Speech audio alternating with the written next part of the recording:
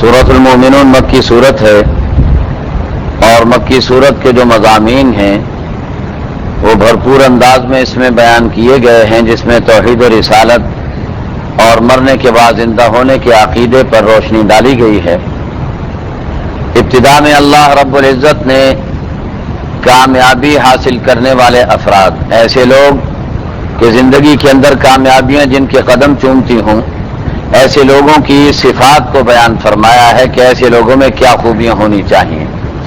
قد افلح المؤمنون، ایمان والے کامیاب ہو گئے، الذین هم فی صلاتهم خاشعون، جو اپنی نماز میں انتہائی توجہ کے ساتھ خشوع و خضوع کے ساتھ مصروف رہتے ہیں، والذین هم عن اللغو معرضون، اور جو لوگ بے مقصد باتوں میں اپنی زندگی کو صرف نہیں کرتے، والذین هم للزکاة فاعلون، اور جو زکوٰۃ ادا کرنے والے ہیں، والذین هم لفروجهم حافظون، ایسے لوگ جو اپنے آپ کو اور اپنی شرمگاہوں کی حفاظت کرنے والے ہیں، سوائے اپنی بیویوں اور باندیوں کے کہیں اور ملوث نہیں ہوتے، ایسے لوگ انہیں کوئی ملامت نہیں کی جا سکتی، اور ایسے لوگ زیادتی کرنے والوں سے بھی پاک ہیں۔ والذین هم لاماناتهم وعهدهم راعون، جو لوگ امانت داری کا مظاہرہ کرتے ہیں اور عہد و پیمان کی حفاظت رکھتے ہیں، والذین هم علی صلواتهم یحافظون، جو لوگ اپنی نماز کی پابندی کرتے ہیں، یہی لوگ ہیں جو جنت الفردوس کے وارث ہیں۔ وَلَقَدْ خَلَقْنَا الْإِنسَانَ مِنْ سُلَالَةٍ مِّن طِينٍ، اس کے بعد قرآن کریم نے انسان کے تخلیقی مراحل کا تذکرہ فرمایا ہے، اور اگر کوئی انسان تعصب اور ہٹ دھرمی کو ختم کر کے انصاف کی نگاہ سے قرآن کریم کا مطالعہ کرے تو قرآن کریم نے جن مراحل کا تذکرہ فرمایا ہے، ان مراحل کو پڑھ کر بے اختیار پکار اٹھے گا کہ یہ کلام واقعی کلام برحق ہے اور رب کائنات کا کلام ہے، کیونکہ قرآن کریم نے جن مراحل کا تذکرہ کیا اور جس انداز میں تخلیق انسانیت کو ذکر فرمایا ہے، آج 1450 سال گزر جانے کے بعد بھی جدید طب اپنی باوجود ترقی کرنے کے اس میں ذرہ برابر بھی کوئی اضافہ نہیں کر سکی ہے۔ میں نے ایک ایمبریولوجی کے ماہر ڈاکٹر سے معلوم کیا، اس نے یہ بتایا کہ رحم مادر میں جب انسان کی تخلیق شروع ہوتی ہے تو اس کے ہڈیوں کے سیل پہلے بنتے ہیں، پھر گوشت کے سیل بننا شروع ہوتے ہیں۔ یہ چونکہ ایک سیلولر اسٹرکچر ہے انسان، اور اس کا جسم سیلوں کا مرکب ہے، اور ہڈیوں کے سیل پہلے بنے اور گوشت کے سیل بعد میں بنے۔ اب ذرا قرآن کریم کو دیکھیے، قرآن کیا کہتا ہے؟ قرآن کریم کہتا ہے وَلَقَدْ خَلَقْنَا الْإِنسَانَ مِنْ سُلَالَةٍ مِّن طِينٍ، انسان کو ہم نے مٹی کے جوہر سے تیار کیا ہے، ثُمَّ جَعَلْنَاهُ نُطْفَةً فِي قَرَارٍ مَّكِينٍ، پھر اسے محفوظ مقام یعنی رحم مادر کے اندر نطفے کی شکل میں منتقل کر دیا، ثُمَّ خَلَقْنَا النُّطْفَةَ عَلَقَةً، پھر نطفے کو ہم نے علقہ کے اندر، لوتھڑے کے اندر تبدیل کر دیا، فَخَلَقْنَا الْعَلَقَةَ مُضْغَةً، پھر لوتھڑے کو بوٹی کی شکل میں تبدیل کر لیا، فَخَلَقْنَا الْمُضْغَةَ عِظَامًا، پھر اس بوٹی کو ہم نے اس کے اندر ہڈیاں پیدا کر دی، فَكَسَوْنَا الْعِظَامَ لَحْمًا، پھر ہڈیوں کے اوپر ہم نے گوشت کو چڑھا دیا، ثُمَّ أَنشَأْنَاهُ خَلْقًا آخر، پھر ہم اسے دوبارہ پیدا کر دیں گے، فَتَبَارَكَ اللَّهُ أَحْسَنُ الْخَالِقِينَ، کیسا برکتوں والا اللہ، کتنی بہترین تخلیق کرنے والا معبود ہے۔ ثُمَّ إِنَّكُمْ بَعْدَ ذَلِكَ لَمَيِّتُونَ، انسانوں تم نے اس کے بعد مرنا ہے، ثُمَّ إِنَّكُمْ يَوْمَ الْقِيَامَةِ تُبْعَثُونَ، پھر تمہیں قیامت کے دن دوبارہ زندہ کر دیا جائے گا، اور تمہاری پیدائش کوئی ایسی ناممکن نہیں، کوئی ایسی مشکل نہیں، میرے اللہ نے اس سے بڑے بڑے کارنامے سر انجام دیے ہیں۔ اللہ فرماتے ہیں وَلَقَدْ خَلَقْنَا فَوْقَكُمْ سَبْعَ طَرَائِقَ، ذرا آپ اوپر نگاہ اٹھا کر کے دیکھو، تمہارے اوپر ہم نے 7 آسمان بنا رکھے اور پیدا کر رکھے ہیں، وَأَنزَلْنَا مِنَ السَّمَاءِ مَاءً بِقَدَرٍ، آسمانوں سے ہم نے ایک اندازے کے مطابق پانی اتارا ہے، فَأَسْكَنَّاهُ فِي الْأَرْضِ، اور اسے زمین کے اندر ہم نے ٹھہرایا ہے، وَإِنَّا عَلَىٰ ذَهَابٍ بِهِ لَقَادِرُونَ، اگر ہم چاہتے تو اس پانی کو غائب کر دیتے اور ختم کر دیتے، اور انسانوں تم اپنی ضروریات کے لیے پانی حاصل نہ کر سکتے۔ فَأَنشَأْنَا لَكُمْ بِهِ جَنَّاتٍ مِّن نَخِيلٍ وَأَعْنَابٍ، ہم نے پھر اس پانی کے ذریعے باغات بنائے، انگور کے بھی اور کھجور کے باغات بھی تیار کیے، لَكُمْ فِيهَا فَوَاكِهُ كَثِيرَةٌ وَمِنْهَا تَأْكُلُونَ، اس میں بہت سے تمہیں منافع اور پھل تمہیں نصیب ہوتے ہیں اور اسے تم اپنی خوراک بناتے ہو۔ وَشَجَرَةً تَخْرُجُ مِن طُورِ سِينَاءَ تَنبُتُ بِالدُّهْنِ وَصِبْغٍ لِّلْآكِلِينَ، طور سینا پر اور بلندیوں پر پیدا ہونے والا درخت جو کہ زیتون کا درخت ہے اسے بھی ہم نے اسی پانی کے ذریعے پیدا کیا ہے، اس سے تمہیں تیل بھی میسر آتا ہے اور تمہیں اپنی خوراک کے لیے اپنا لقمہ تر کرنے کا ذریعہ بھی بنتا ہے۔ وَإِنَّ لَكُمْ فِي الْأَنْعَامِ لَعِبْرَةً نُسْقِيكُم مِّمَّا فِي بُطُونِهَا، اور چوپائے جانوروں کے اندر تمہارے لیے درس عبرت موجود ہے، ہم ان کے پیٹ سے تمہیں پلاتے ہیں۔ وَلَكُمْ فِيهَا مَنَافِعُ كَثِيرَةٌ، ان جانوروں سے تمہیں اور بہت سے فائدے پہنچتے ہیں۔ وَمِنْهَا تَأْكُلُونَ، اور انہیں تم اپنی خوراک بھی بناتے ہو۔ وَعَلَيْهَا وَعَلَى الْفُلْكِ تُحْمَلُونَ، ان جانوروں پر بھی بار برداری کا کام کرتے ہو اور تم پھر کشتیاں اور سمندر کے اندر جہاز چلا کر ان سے بھی اپنی بار برداری کے ضروریات کو پورا کرتے ہو۔ وَلَقَدْ أَرْسَلْنَا نُوحًا إِلَىٰ قَوْمِهِ، اب نوح علیہ السلام کا تذکرہ شروع ہو گیا، انبیاء علیہ السلام کے ایک سلسلے کا ذکر قرآن کریم کر رہا ہے۔ نوح علیہ السلام نے اپنی قوم کو اللہ کی عبادت کی دعوت دی، قوم نے انکار کیا اور کہا ما هذا إلا بشر مثلكم يريد أن يتفضل عليكم ولو شاء الله لأنزل ملائكة ما سمعنا بهذا في آبائنا الأولين، وہی گھسا پٹا اعتراض جو ہر دور کا باطل کرتا رہا اور ہر دور کے عیاش لوگ کرتے رہے اللہ کا کام کرنے والوں پر، دین کا کام کرنے والوں پر، وہی اعتراض انہوں نے اٹھایا۔ یرید ان یتفضل علیکم، دین کے نام پر اپنی بڑائی بتانا چاہتا ہے اور دین کے نام پر تمہارے اوپر اپنا اقتدار قائم کرنا چاہتا ہے۔ یہی اعتراض آج باطل والے کرتے ہیں اور یہی اعتراض 5000 سال پہلے نوح علیہ السلام پر اہل باطل نے کیا تھا۔ اہل باطل کی مینٹلٹی ہر دور کے اندر ایک رہی ہے اور ایک ہی جیسی سوچ ان کی ہے کہ ان کے مفادات میں جب چوٹ پڑتی ہے تو یہ تلملا اٹھتے ہیں اور مفادات کے مقابلے میں کسی دلیل کو تسلیم کرنے کے لیے تیار نہیں ہوتے، کسی حقیقت کو ماننے کے لیے تیار نہیں ہوتے۔ حضرت نوح علیہ السلام ان سے گفتگو کر رہے ہیں اور یہ نوح علیہ السلام پر اعتراضات کی بوچھاڑ کرتے چلے جا رہے ہیں۔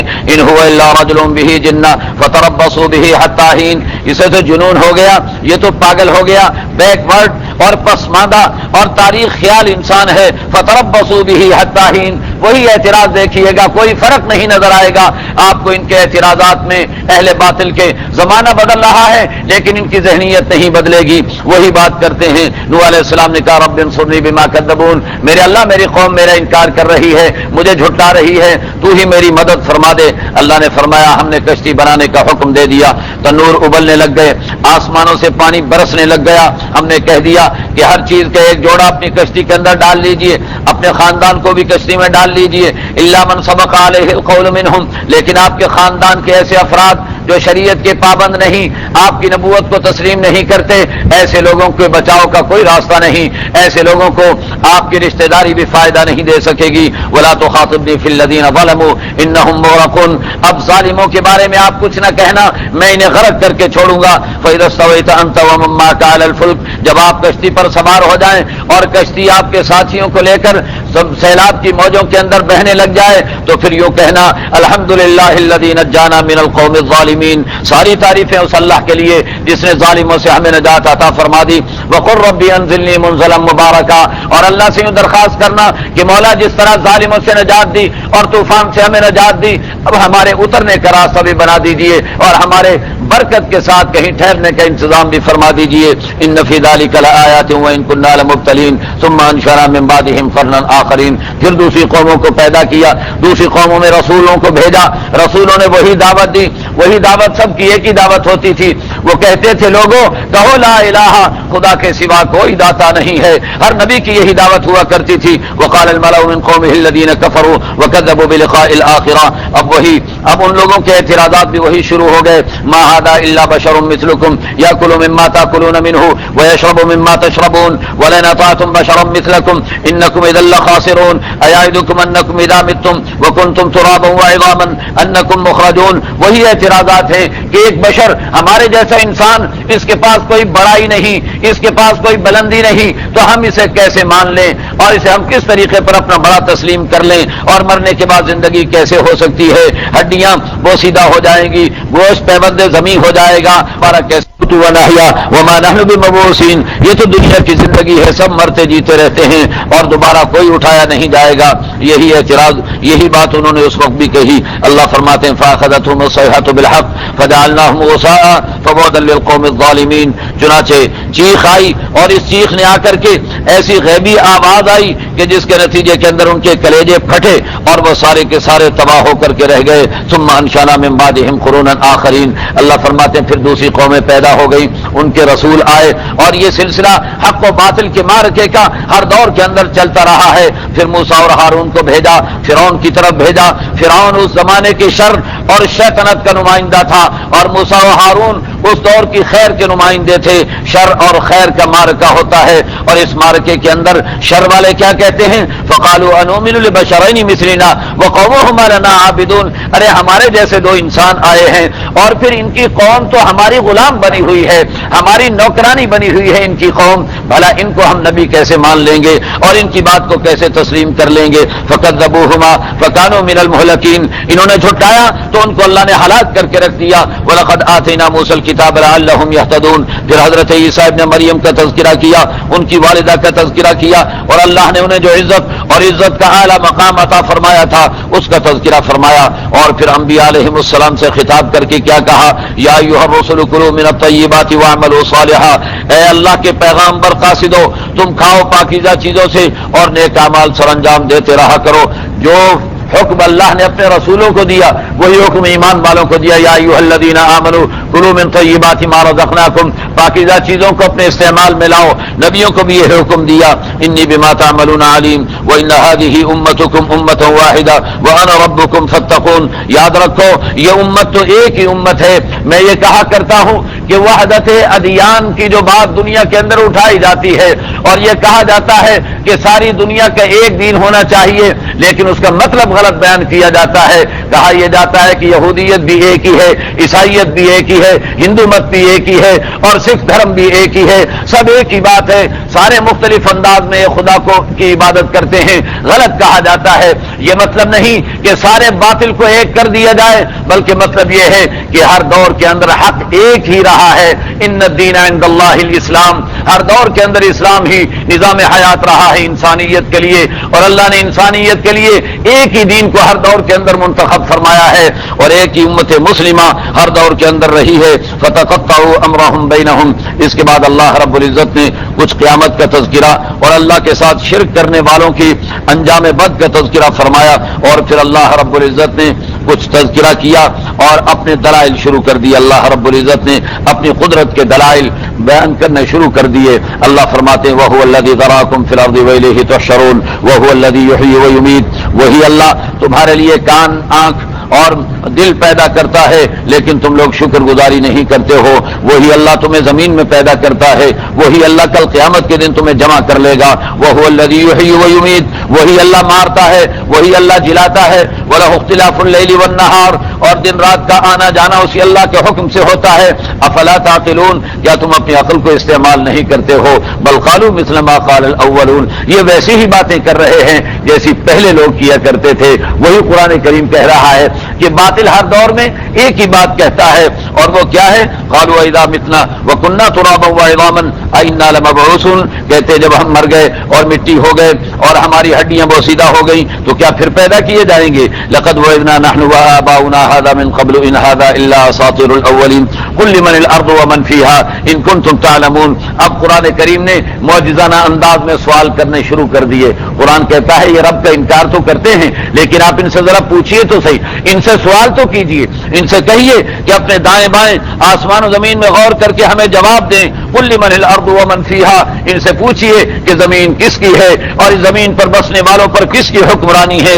سيقولون لله. یہ بے اختیار پکار اٹھیں گے کہ ایک اللہ ہی کی ہے. قل من رب السماوات السبع ورب العرش العظیم. ان سے کہیے کہ ساتوں آسمانوں کا اور عرش عظیم کا رب کون ہے؟ یہ کہیں گے سيقولون لله کہ اللہ ہی ہے. قل من بيده ملكوت كل شيء وهو يجير ولا يجار عليه ان كنتم تعلمون. ان سے پوچھئے کہ ہر چیز کی حکمرانی کس کے ہاتھ میں ہے. وہ اللہ ہر ایک کو پناہ دے سکتا ہے لیکن اللہ کے مقابلے میں کسی کو کوئی پناہ دینے والا نہیں. سيقولون لله. پھر یہ کہیں گے کہ اللہ ہی ہے. قل فأنا تسحرون. آپ ان سے کہیے کہ پھر تم کہاں بہ کے چلے جا رہے ہو. بل اتيناهم بالحق وانهم لكاذبون. ما اتخذ الله من ولد وما كان معه من اله اذا لذهب كل اله بما خلق. کیسی عجیب دلیل قرآن دے رہا ہے. قرآن کہتا ہے اللہ کی کوئی اولاد نہیں اور اللہ کے ساتھ کوئی خدا شریک نہیں. اذا لذهب كل اله بما خلق. اگر اللہ کے ساتھ کسی اور معبود کو تسلیم کرو گے تو پھر صورتحال یہ ہوگی کہ ہر معبود اپنی اپنی مخلوق کو لے کر کے الگ ہو جائے گا. جیسے مختلف پارٹیاں جماعتیں ہوتی ہیں، ہر پارٹی والے اپنے اپنے آدمیوں کو لے کر کے علیحدہ ہو جاتے ہیں. اللہ کہتے ہیں ایسے اگر خدا بہت سارے مان لیے جائے، معبود بہت سارے مان لیے جائے، تو ہر معبود اپنی اپنی مخلوق کو لے کر اپنا اپنا جتھا علیحدہ بنا لے گا. ولا علی بعضهم علی بعض، اور ایک دوسرے کے اوپر چڑھائی کرنا شروع کر دیں گے. سبحان اللہ عما یصفون عالم الغیب والشہادہ فتعالی عما یشرکون. پاک ہے وہ اللہ جس سے یہ لوگ اللہ کے لیے جن چیزوں کو ثابت کرتے ہیں وہ حاضر کا بھی جاننے والا ہے، غائب کا بھی جاننے والا ہے. اور رب اما ترینی ما یوعدون. اب اللہ رب العزت نے دعوت کا کام کرنے والوں کو دعا مانگنے کا سلیقہ سکھایا اور یہ بتایا کہ ہر حال کے اندر اپنے آپ کو اللہ کا محتاج سمجھتے رہو. اللہ سے یوں کہو رب اما ترینی ما یوعدون رب فلا تجعلنی فی القوم الظالمین. میرے اللہ اگر ظالموں پر تیرا عذاب آ گیا تو مجھے پناہ دے دینا اور مجھے نجات عطا فرما دینا. وَإِنَّا عَلَىٰ نُرِيَكَ مَا نَعِدُهُمْ لَقَادِرُونَ ادْفَعْ بِالَّتِي هِيَ أَحْسَنُ السَّيِّئَةَ. نبی کو بتایا جا رہا ہے کہ آپ کی دعوت کے راستے میں اگر کوئی رکاوٹیں ڈالتا ہے اور آپ کی مخالفت کرتا ہے تو آپ مخالفت کا جواب مخالفت سے نہیں دیں گے. آپ کو حسن سلوک کا مظاہرہ کرنا ہوگا، اعلیٰ کردار کا مظاہرہ کرنا ہوگا. بدیرہ بدی سہل باشد جزا. ارے برائی کا جواب برائی سے دینا تو بڑا آسان ہوا کرتا ہے. اگر مردی احسن الی من اساء، اگر تو مرد ہے تو جس نے تیرے ساتھ برائی کی ہے تو اچھا سلوک کر کے اس کا جواب دے کر کے بتا. قرآن کہتا ہے کہ حسن سلوک کا مظاہرہ دعوت اللہ کا کام کرنے والے کیے کرتے ہیں. وقل رب اعوذ بک من ہمزات الشیاطین. فرمایا کہ ہم شیطان سے بھی پناہ مانگتے رہو. پھر اللہ رب العزت نے قیامت کا تذکرہ شروع کر دیا کہ انسان مرنے کے بعد جب قیامت میں پہنچے گا تو تمنا کرے گا کاش میں نے نیک عمل کر لیے ہوتے، لیکن اب پچھتائے کیا ہوا. وہاں کیا بنے گا؟ فَإِذَا نُفِخَ فِي الصُّورِ فَلَا أَنْسَابَ بَيْنَهُمْ يَوْمَئِذٍ وَلَا يَتَسَاءَلُونَ. اللہ فرماتے ہیں کہ جب سور پھونک دیا جائے گا کوئی رشتہ داریاں وہاں پر کام نہیں آئیں گی اور کسی سے کوئی نہیں پوچھے گا. فَمَنْ ثَقُلَتْ مَوَازِينُهُ فَأُولَٰئِكَ هُمُ الْمُفْلِحُونَ. وہاں تو دو جماعتیں بنیں گی جن کے اعمال کا ترازو بھاری ہو جائے گا وہ کامیاب لوگوں کی جماعت ہوگی، اور جن کے اعمال کا ترازو ہلکا پڑ جائے گا وہ نقصان اٹھانے والوں کی جماعت ہوگی. جہنم کے اندر ذلت و رسوائی کے ساتھ انہیں پڑے رہنا ہوگا. دنیا کی بڑی مختصر زندگی ہے اور انسان قیامت میں جانے کے بعد سمجھے گا کہ ایک دن یا آدھا دن سے زیادہ دنیا کے اندر اس نے نہیں گزارا ہے.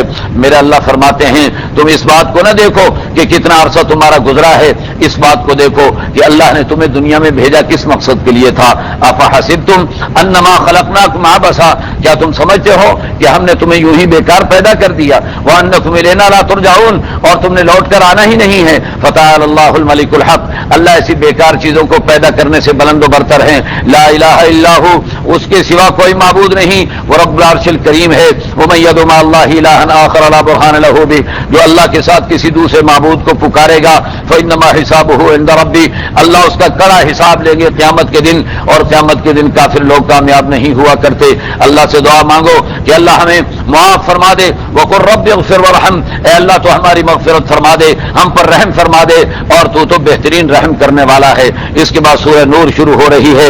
مدنی سورت ہے اور اس سورت کے اندر بھرپور انداز میں قانون سازی کی گئی ہے. خاص طور پر معاشرے کو بے حیائی اور فساد سے پاک کرنے کے لیے ضوابط بیان فرمائے گئے ہیں. ابتدا ہو رہی ہے قرآن کریم کی اور سورہ نور کی. اللہ تعالیٰ فرماتے ہیں سورۃ انزلناها وفرضناها وانزلنا فيها آیات بینات لعلکم تذکرون. اللہ نے خاص طور پر یہ سورت تم پر اس لیے اتاری ہے کہ تم نصیحتیں حاصل کر سکو.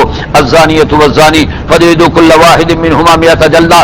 زناکاری کو اسلام نے بدترین جرم قرار دیا ہے اس لیے کہ اس کے اندر انسانیت کی موت ہے. زناکاری کے اندر انسانی نسب کا اختلاط بھی ہے اور انسانی صحت کی تباہی بھی ہے. اس بنا پر قرآن کریم نے اس کے لیے بڑے کڑے قوانین وضع فرمائے ہیں. اور اس آیت کے اندر غیر شادی شدہ زناکار چاہے مرد ہو چاہے عورت ہو، قرآن کہتا ہے انہیں قانون کے شکنجے میں کس دو اور بالکل برابر ان پر سزا لگائی جائے گی. کسی کی روح رعایت نہیں کی جائے گی. 100 کوڑے دونوں کے لگائے جائیں. ولا تاخذکم بہما رأفۃ فی دین اللہ. اور اللہ کے دین کا نظام نافذ کرنے کے لیے کسی قسم کی نرمی کا تم نے مظاہرہ نہیں کرنا ہے. ان کنتم تؤمنون باللہ والیوم الآخر. آج کہتے ہیں کہ صاحب ذرا آپ تھوڑا سا ذرا آپ تھوڑا سا وسعت نظری کا مظاہرہ کیجئے اور دین پر اتنی سختی نہ کیجئے. اللہ کہتے ہیں کوئی نرمی کرنے کی ضرورت نہیں ہے, دو ٹوک انداز میں اللہ کا نظام نافذ کرو. وَلْيَشْهَدْ عَذَابَهُمَا طَائِفَةٌ مِّنَ الْمُؤْمِنِينَ. اور اللہ فرماتے ہیں کہ اللہ کا نظام جب نافذ کیا جائے گا تو چھپا کر نہیں. آج کل سزائیں دی جاتی ہیں لیکن چھپا کر کے دی جاتی ہیں. رات کو 3 بجے جا کر کے اور اٹھا کر کے پھانسی پہ لٹکا دیا جائے گا اور سزا دے دی جائے گی. اللہ کہتے نہیں, سزا دینے سے ایک طرف تو اس مجرم کو تکلیف پہنچانا مقصود ہوتا ہے اور دوسری طرف بعد کے آنے والے لوگوں کو بھی عبرت دلانا مقصود ہوتا ہے. اس بنا پر کھلے مجمع میں عوام الناس کے سامنے سزا ہونی چاہیے تاکہ مومنین کی ایک جماعت اس سزا کو دیکھے اور وہ بھی عبرت حاصل کرے. الزانی لا ينكح الا زانیۃ او مشرکا. اس کے بعد اللہ رب العزت نے زانی اور مشرکین کو ایک ہی صف میں کھڑا کر دیا اور پھر اللہ رب العزت نے بتایا کہ اگر کوئی شخص کسی پر زنا تو بہت بری چیز ہے لیکن کسی پر زنا کا الزام لگا دینا یہ بھی بری چیز ہے. جب تک 4 گواہ حاصل نہ ہو جائیں اس وقت تک کسی کے بارے میں زنا کی بات اگر کوئی کرے گا, کوئی جملہ ادا کرے گا, اگر 4 گواہ نے 3 ملے ہیں اور 3 یہ کہتے ہیں کہ ہم نے اپنی آنکھوں سے زنا کرتے ہوئے دیکھا ہے, تب بھی تسلیم نہیں کیا جائے گا. 4 گواہ درکار ہوں گے تب جا کر کے زنا کی سزا لگے گی. اور اس سے کم اگر کوئی گواہ ہیں اور وہ دعویٰ کرتے ہیں کسی کے بارے میں تو ان پر حد قذف لگائی جائے گی. اس لیے کہ ایک مسلمان کی عزت و آبرو کوئی معمولی چیز نہیں ہے, اسے باغیچہ اطفال نہیں بننے دیا جائے گا اور معاشرے کے اندر کسی کی عزت و آبرو اور کسی کی کردار کشی کرنے کی اجازت نہیں دی جائے گی. اس بنا پر اگر کوئی کسی شخص پر الزام لگا دے اور ثابت نہ کر سکے تو 80 کوڑے اس پر لگائے جائیں گے اور اسے آئندہ کے لیے مردود الشہادہ قرار دے دیا جائے گا. اور پھر قرآن کریم یہ کہتا ہے اگر یہی صورتحال میاں بیوی کے درمیان پیدا ہو جاتی ہے, بعض اوقات ایسا ہوتا ہے کہ شوہر کو بیوی کے چال چلن پر شبہ ہوتا ہے اور وہ اسے بدکار تصور کرتا ہے, تو قرآن کریم کہتا ہے کہ اگر یہ لوگوں کے سامنے کہتا پھرے گا تو شریعت جو ہے وہ مطالبہ کرے گی اور اگر یہ ثبوت پیش نہیں کر سکے گا تو اس پر سزا لگے گی. لیکن اگر ایسی بات نہیں ہے اور یہ اصرار کرتا ہے تو ایسی صورت کے اندر خاتون سے پوچھا جائے گا, وہ اگر تسلیم کر لے تو اس پر سزا لگا دی جائے گی. اور اگر وہ ماننے کے لیے تیار نہ ہو, وہ کہے کہ شوہر جھوٹ بول رہا ہے, شوہر کہے کہ بیوی غلط داری سے کام لے رہی ہے اور وہ طلاق دینے کے لیے بھی تیار نہیں ہے, تو ایسی صورت کا حل شریعت نے یہ قرار دیا ہے کہ دونوں کو عدالت کے اندر بلا لیا جائے اور عدالت میں قاضی کے سامنے کھڑا کر دیا جائے. شوہر 4 مرتبہ قسمیں کھا کر کے کہے کہ میں جو اس پر الزام لگا رہا ہوں اس الزام میں سچا ہوں, اور 5ویں دفعہ قسم کھا کر کے کہے کہ اگر میں جھوٹا ہوں تو مجھ پر اللہ کی لعنت برسنی چاہیے. اور پھر 4 مرتبہ بیوی کہے گی کہ یہ جھوٹ بول رہا ہے, غلط بیانی سے کام لے رہا ہے, اور 5ویں مرتبہ کہے گی کہ اگر یہ سچا ہو تو مجھ پر اللہ کا غضب اتر آئے اور مجھ پر اللہ کی ناراضگی اتر آئے. جب یہ قول و قرار ہو جائیں گے تو ان کو علیحدہ کر دیا جائے گا اور آئندہ کے لیے یہ کبھی اکٹھا ہونے کے ان کے لیے کوئی چانسز باقی نہیں رہ جائیں گے. اس کے بعد قرآن کریم نے آگے ایک واقعے کا تذکرہ فرمایا ہے. واقعہ ایک پیش آ گیا تھا جس میں حضرت عائشہ صدیقہ رضی اللہ عنہا پر کچھ منافقین اور یہودیوں نے مل کر الزام لگایا اور پھر افواہوں کا ایک تمار کھڑا کر دیا اور معاشرے کے اندر ایک ہیجان برپا کر دیا. قرآن کریم نے کہا کہ بلا تحقیق جنہوں نے بات کی ان پر سزا لگائی جائے گی, چاہے وہ کتنے بڑے کیوں نہ ہو. بلا تحقیق بات کرنے والے ان پر سزا ہوگی اگر وہ 4 گواہ پیش نہیں کر سکتے. اور آسان طریقہ قرآن نے بتا دیا کہ اگر کسی کے بارے میں آپ کے پاس کوئی تہمت یا الزام پہنچے اور اس کا کوئی ثبوت نہیں ہے تو آپ تھوڑی دیر کے لیے اپنے گریبان میں جھانک کے دیکھ لیجئے. اگر آپ کو کوئی زناکار قرار دے دے اور بدکار قرار دے دے تو آپ مانیں گے, تسلیم کریں گے. قرآن کہتا ہے جب اپنے بارے میں بغیر دلیل کے ماننے کے لیے تیار نہیں ہو تو دوسرے کے بارے میں کیوں فوراً مان جاتے ہو اور دوسرے کی کردار کشی پر کیوں اتراتے ہو. اس بنا پر قرآن کریم نے یہ کہا ہے کہ اس قسم کی باتیں کرنے والوں کو چاہیے کہ اسے بہتان قرار دے کر کے نظر انداز کر دیا کریں. یعظکم اللہ ان تعودوا لمثلہ ابدا ان کنتم مؤمنین. حضرت عائشہ صدیقہ رضی اللہ عنہا کی برات کا اعلان قرآن نے کر دیا اور قرآن کریم نے ایک ضابطہ بتا دیا اور یہ ضابطہ بھی بڑے عجیب انداز میں سامنے آیا. اللہ کے نبی نے مختلف لوگوں کو بلوا کر کے پوچھا کہ تمہاری کیا رائے ہے بھائی عائشہ کے بارے میں. तुम्हारी क्या राय है आयशा के बारे में, तुम्हारी क्या राय है आयशा के बारे में। अलग अलग राय लोग दे रहे थे। हजरत उमर को बुलवाया, जबरदस्त जवाब दिया हजरत उमर ने।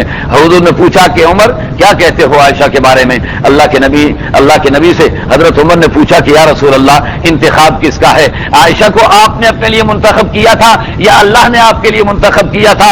सरकार ने फरमाया कि मेरे अल्लाह का इंतखाब है। उमर ने कहा कि या रसूल अल्लाह, अल्लाह अपने नबी के लिए किसी गलत औरत का इंतखाब नहीं कर सकते हैं। जब अल्लाह ने मुंतखब किया तो पाकीज़ा खातून है, तभी अल्लाह ने मुंतखब किया है। कुरान आ गया, अल खबीसातु लिल खबीसीना वल खबीसूना लिल खबीसात वत्तय्यिबातु लित तय्यिबीना वत्तय्यिबूना लित तय्यिबात उलाइका मुबर्रऊना मिम्मा यक़ूलून। पाकीज़ा लोग पाकीज़ा औरतें पाकीज़ा मर्दों के लिए और बदकार औरतें बदकार मर्दों के लिए हुआ करती हैं। सरकार पाकीज़ा इंसान हैं, इसलिए उनकी बीवियां भी पाकीज़ा करार दी गई हैं। उलाइका मुबर्रऊना मिम्मा यक़ूलून, ये इन इल्जामों से बिल्कुल बरी ज़िम्मा है। हजरत आयशा बड़ी फख्र से कहा करती थी कि यूसुफ पर इल्जाम लगा, एक बच्चे ने गवाही दी। मरियम पर इल्जाम लगा, उनके बेटे ने गोद के अंदर गवाही दी। और आयशा पर इल्जाम लगा तो रब ने आसमानों पर गवाही देकर उसकी बरात का ऐलान फरमाया। उसके बाद एक और वाक़े की तरफ भी इशारा कर दिया, और वाक़या ये कि ये जो वाक़या पेश आया था, हजरत आयशा पर इल्जाम लगाने वालों में हजरत अबू बकर सिद्दीक का एक रिश्तेदार भी शामिल था जो बड़ा गरीब इंसान था, और उसकी माली किफालत हजरत अबू बकर किया करते थे। जब हजरत आयशा की बारात का ऐलान हो गया तो हजरत अबू बकर ने कसम खाई कि इसने मेरी बेटी पर तोहमत लगाई, मेरा खाता है और मेरी बेटी पर इल्जाम भी लगाता है, लिहाजा मैं आइंदा के लिए इसकी कोई मदद नहीं किया करूंगा। मेरे रब ने कुरान उतार दिया और बता दिया कि जाती वजूहात की बिना पर किसी से इंतकाम लेना और जाती वजूहात की बिना पर किसी की रोजी पर लात मारना, ये कोई शराफत की बात नहीं है। वला यातली उलुल फज़्ल मिनकुम वसाअति अन यूतू उलिल कुर्बा वल मसाकीन वल मुहाजिरीन फी सबीलिल्लाह वलियाफू वलियस्फहू, जिन्हें हमने वसअत अता फरमा रखी है उन्हें ऐसी कस्में नहीं खानी चाहिए गरीबों मिस्कीनों पर खर्च करने के बारे में, बल्कि उन्हें सोचना चाहिए वलियाफू वलियस्फहू, इन्हें चाहिए कि माफ कर दें, दरगुजर कर दें। अला तुहिब्बूना अन यग़फ़िरल्लाहु लकुम, क्या तुम नहीं चाहते कि अल्लाह भी तुम्हें माफ फरमा दे? हजरत अबू बकर ने जब ये सुना तो कहा कि मौला, मैं तो चाहता हूं कि तुम मुझे माफ फरमा दे, इस बिना पर मैं इसे माफ कर रहा हूं, इसकी रोजी का आज से फिर दोबारा इजरा कर रहा हूं और इसका वजीफा फिर दोबारा शुरू कर रहा हूं।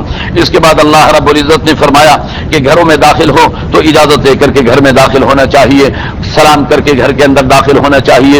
ईमान वालों को निगाहें झुकाने का हुक्म दिया गया, ईमान वाली औरतों को निगाहें झुकाने और अपनी जीनत को छुपाने का हुक्म दिया गया। याद रखिए कि खातून औरत पूरी ही जीनत है। अगर कोई शख्स ये समझता है कि खातून की जीनत सिर्फ उसके जेवरात में है तो ये उसकी भूल है।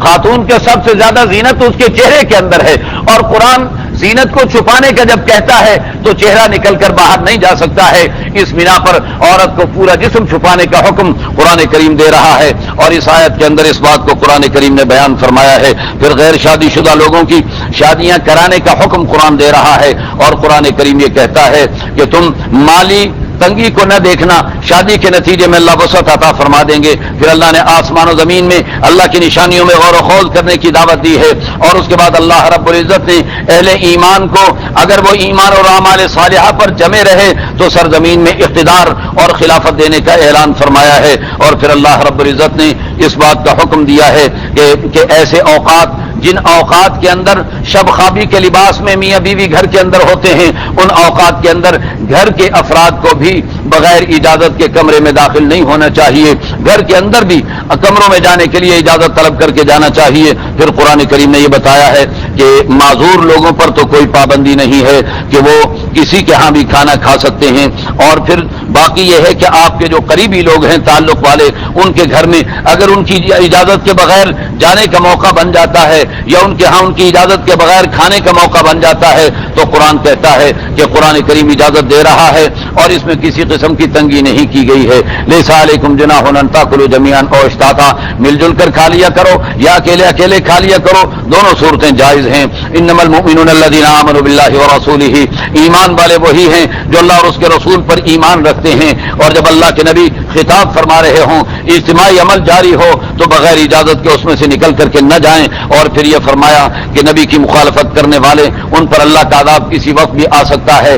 یاد رکھو آسمان و زمین کی حکمرانی اللہ ہی کے لیے ہے اور اللہ تمہارے ہر عمل کو جانتے ہیں، اور جب تم قیامت کے دن لوٹ کر اللہ کے پاس آؤ گے تو اللہ تمہیں سب کچھ بتا دیں گے، اللہ ہر چیز کا علم رکھنے والے ہیں۔ پھر سورۃ الفرقان شروع ہو رہی ہے اور یہ مکی سورت ہے، اور اس سورت کے اندر ابتدا میں قرآن کریم کے بارے میں بتایا کہ حق و باطل میں امتیاز کرنے کا سلیقہ قرآن سکھاتا ہے، اور دنیا انسانیت کو ڈرانے کے لیے یہ قرآن آیا ہے، اور یہ قرآن اللہ کی وحدانیت کا اعلان کرنے کے لیے آیا ہے۔ پھر قرآن کریم نے یہ بتایا کہ مشرکین نے اعتراض کیے، کہنے لگے قصے کہانیاں گھڑ کر ہمیں لا کر کے سناتا ہے، قل انزلہ الذی یعلم السر فی السماوات والارض، آپ ان سے کہہ دیجئے کہ یہ قصے کہانیاں نہیں، آسمان و زمین کے بھیدوں کو جاننے والی ذات نے یہ قرآن مجھ پر اتارا ہے۔ وقالوا ما لهذا الرسول یاکل الطعام ویمشی فی الاسواق، یہ کہتے ہیں کیسا رسول ہے، کھانا بھی کھاتا ہے، بازاروں میں بھی چلتا پھرتا ہے۔ لولا انزل الیہ ملک فیکون معه نذیرا، اس کے ساتھ فرشتے ہوتے اور وہ فرشتے لوگوں کو ڈراتے، سائرن بجاتے اور آگے پیچھے ان کے لیے راستے بناتے چلے جاتے، او یلقى الیہ کنز او تکون له جنۃ یاکل منها، یا پھر کوئی خزانے ان پر اتر آتے اور انہیں باغات مل جاتے۔ وقال الظالمون ان تتبعون الا رجلا مسحورا انظر کیف ضربوا لك الامثال، دیکھیے آپ پر کیسے کیسے اعتراض کر رہے ہیں۔